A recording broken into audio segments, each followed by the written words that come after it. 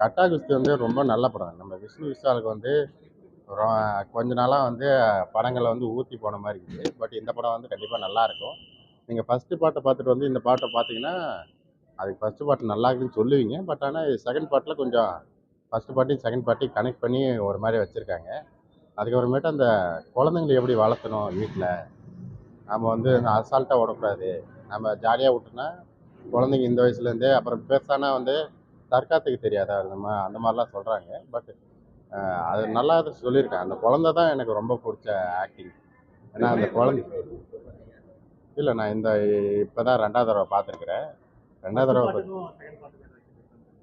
இல்ல ஃபர்ஸ்ட் பார்ட்ல வந்து சஸ்பென்ஸ் நெறையா இருக்கும். ஏன்னா அந்த அந்த அம்மா வந்து எப்போ வந்து அந்த மல்யுத்தக்காரி அப்படின்னு காட்டுறது புருஷன்கிட்ட காட்டுறது வந்து அது ஒரு மாதிரி ரிவீலிங்காக நல்லா இருக்கும். அது இன்டர்வல் பிளாக்ல காட்டியிருப்பாங்க. அதுக்கு மட்டுமே 1 கோடி செலவு பண்ணதா விஷ்ணு விஷால் வந்து இன்டர்வியூலாம் சொல்லிட்டு தான் இருக்காரு.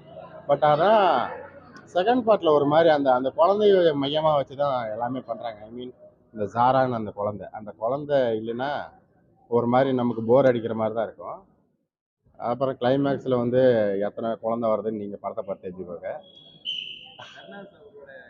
கருணாஸ் தான் இதில் வந்து ரொம்ப ப்ளஸ்ஸாக இருக்கிறார். அவர் என்னன்னா அவர் ஒரு இடத்துல காமெடி பண்ணுவார். அந்த அந்த காமெடி வந்து அவர் சிரிக்காமல் பண்ணுறது தான் அவரோட ப்ளஸ்ஸாக இருக்குது. கருணாஸோட ஆக்டிங் இந்த படத்தில் நல்லா இருக்கு. அப்புறம் காளி வெங்கட் அவர் வக்கீலாக வருவார். அவர் ஃபர்ஸ்ட் பார்ட்டில் அந்த அளவுக்கு பேசியிருக்க மாட்டார். ஆனால் இந்த பாட்டில் வந்து அந்த அந்த கோர்ட்டுக்குள்ளே நடக்கிற சீன்ஸ்லாம் நல்லா இருக்கும். அப்புறமேட்டு நம்ம கேமியோ ரோல் பண்ண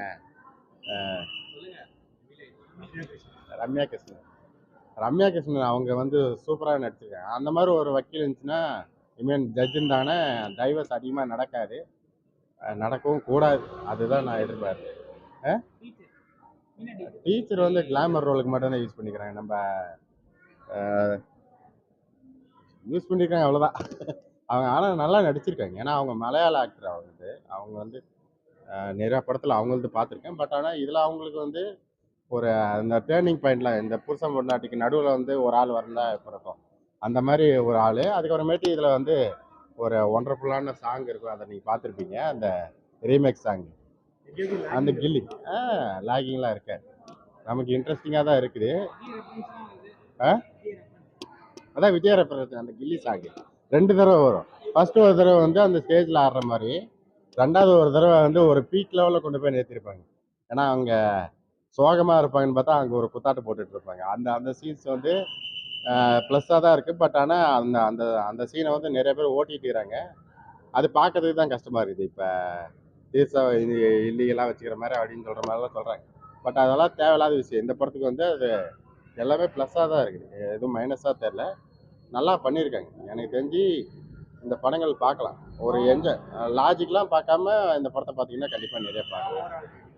ஓவரால் ரேட்டிங்கு நான் அடக்கலை.